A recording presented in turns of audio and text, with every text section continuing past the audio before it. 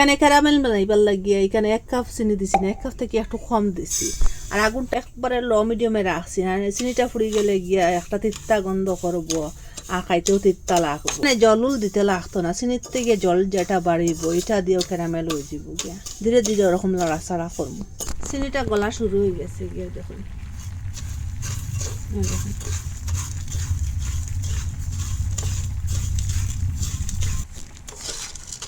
চিনিটা পুরা জল ঢেলেছে চিনিতে।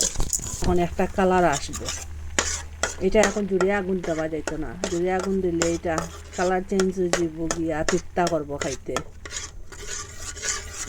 এই দেখুন ক্যারামেলটা হয়ে গেছে, এখন আমি এটা উঠাইলাই একটা বাটির মধ্যে। সেম কড়াইয়ের মধ্যে দুধটা চাপিয়ে দিলাম, এখানে 1 লিটারের মতো দুধটা। ক্যারামেল যেটা আছে এটা একটু শক্ত হয়ে যাব, লাড়াচাড়া করার পরে এটা গলে যাব। এটা একটু লাড়াচাড়া করলে গলে যাব। দেখুন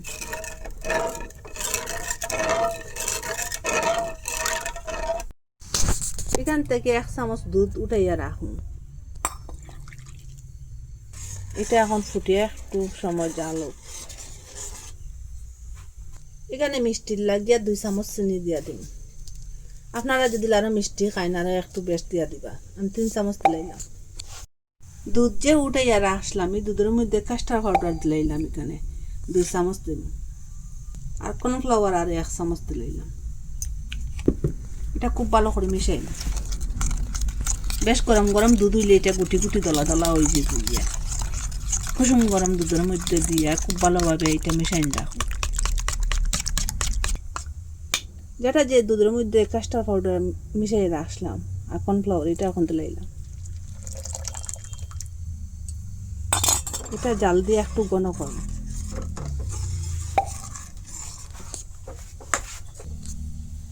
এখানে ভ্যানিলা আইসেন্স দিলাইলাম আর একটু। ওরকম জাল দিয়ে ঘন হওয়ার পরে এখন গ্যাসটা অফ করে দিলাম। ওই দেখুন ওরকম ঘন হয়ে গেছে। একটু সময় ঠান্ডা হোক। এটা গরম গরম কাঁচের বাটির মধ্যে ডালিলে কাঁচের বাটিটা ফাটি দিতে পারে। একটা স্টিলের মধ্যে আমি ক্যারামেলটা ডালে দিলাম, স্টিলের একটা টিফিনের মধ্যে। ওরকম টিফিনের মধ্যে জমাইবার চেষ্টা করবা আপনারা, খুব সুন্দর ওই বইটা ফুডিংটা আগার আগার ছাড়া। ওরকম সাইডের দিকটা স্প্রে রাখুন, সব দিকে লাগবো। দেখুন ক্যারামেলটা বানাইয়া রাখলাম, এটা এখন ডালে দিন।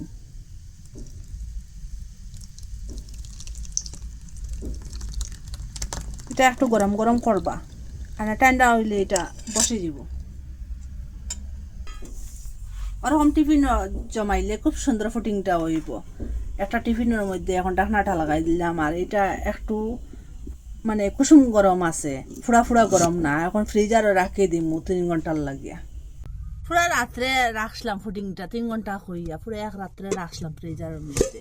দেখুন কিরকম জমিছে ফুটিংটা, খুব সুন্দর হয়েছে। দেখুন সামোসার সাইডে দিয়ে এরকম করে একটু ছুটাইয়া দিন। দেখুন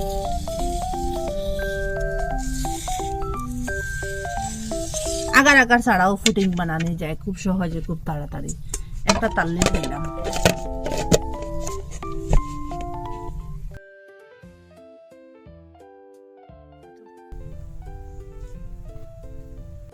এখান থেকে আমি 1 পিস কাটিয়ে আপনারা দেখাই ফুটিংটা, খুব সুন্দর। দেখুন ঘরে খুব সহজে খুব তাড়াতাড়ি এরকম ফুডিং বানাইয়া খাওয়া যায়, খুব অল্প খরচ দিয়ে। ঘরে যে দুধ আর চিনি থাকলেও হয়, আর কাস্টার্ড পাউডার থাকলেও হয়। দেখুন এরকম খাইলে এত স্বাদ, আর মনটাও ভরে যাব গিয়া।